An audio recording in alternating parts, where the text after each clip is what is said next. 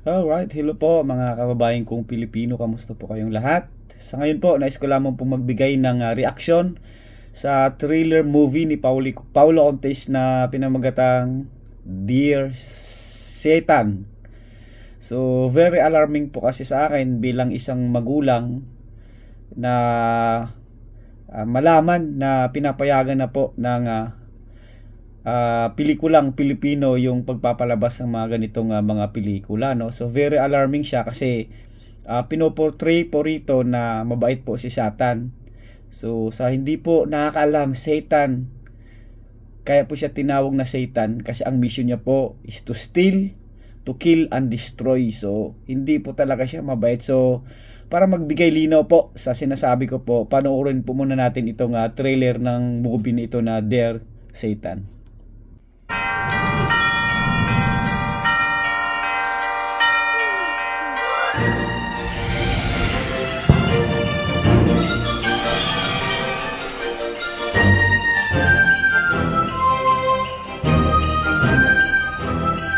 Mukhang may kaluluwa na naman ako makukuha.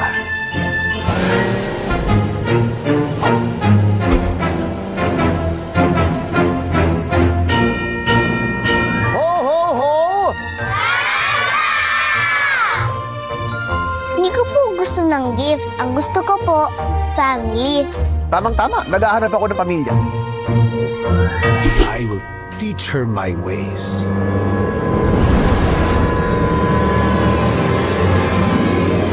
Ganito, mag-grocery ang may pera. Pag sobra, maganda. Bilisan nyo! Parang hindi kayo binibigyan ng pera. Pantry for all. Ipapamigay mo to? Ang dami po eh. Yeah. Pili ka kahit anong gusto mo. Sabi ko sa'yo, walang problema pera, di ba? O, ito. Gusto ko lahat ng laruan na yan sa'yo. Tay, bawal mo pamigay? Yes!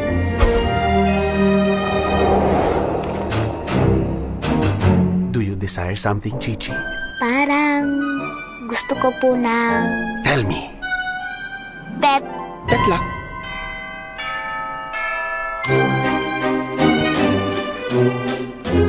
So 'di ba? Napanood niyo po 'yon. Doon po sa trailer ng movie pinakita na sumulat ang batang babae. Siguro namali lang po ng ano siya, namali ng pag-spell na instead of Dear Santa ay naging Dear Satan.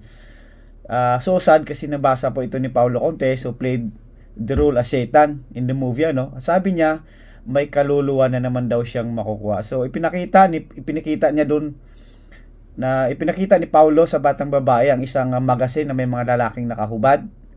So gusto ni Satan na magkaroon ng last ang bata doon sa pictures, ano, na nakahubad na mga lalaki, pero ang pinili niya ay ang aso na karga ng nakahubad na lalaki. So very alarming talaga siya.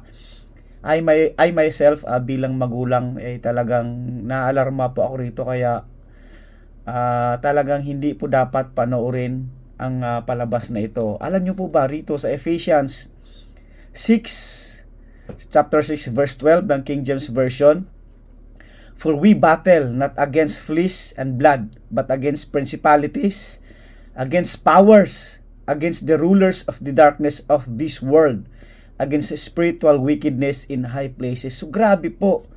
So mga ganitong palabas po ba, i-recommenda nyo po ba sa inyong mga anak or sa inyong mga kamag-anak na may mga batang paslit na panoorin ito? Siguro hindi po ito karapat-dapat, mga kababayan ko. Alam niyo po ba rito, sinabi nga rin po rito sa gospel, ano, ay sinabi rin po rito sa sa Bible, sa 1 Peter chapter 5 verse 8, "Be alert and of sober mind. Your enemy," sino ba yung enemy na yan? "The devil, the Satan, prowls around like a roaring lion, looking for someone to devour."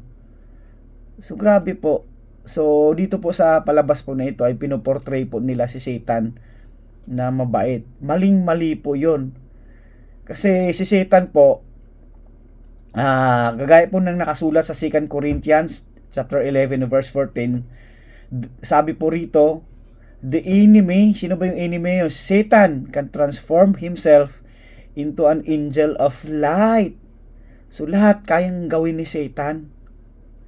Marami siyang kayang gawin, ano, kasi siya po ay demonyo nga po siya eh.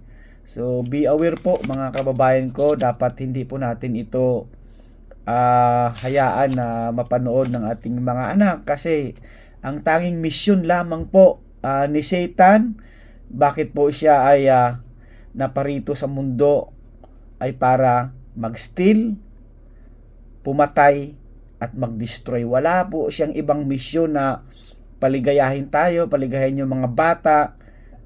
Wala po talaga. Tatlo lang po ang misyon niya rito: to steal, kill, and destroy. So sa atin pong mga kababayan na may mga anak, sana wag nyo pong suportahan ang palabas na ito. Sana din po MTRCB, wag naman yung ganito. Grabe naman, pinopromote nyo na po si Satan. So very alarming po ito. So guys, kayo po, ano po ba ang inyong reaction rito? Pwede po kayong mag-comment sa baba.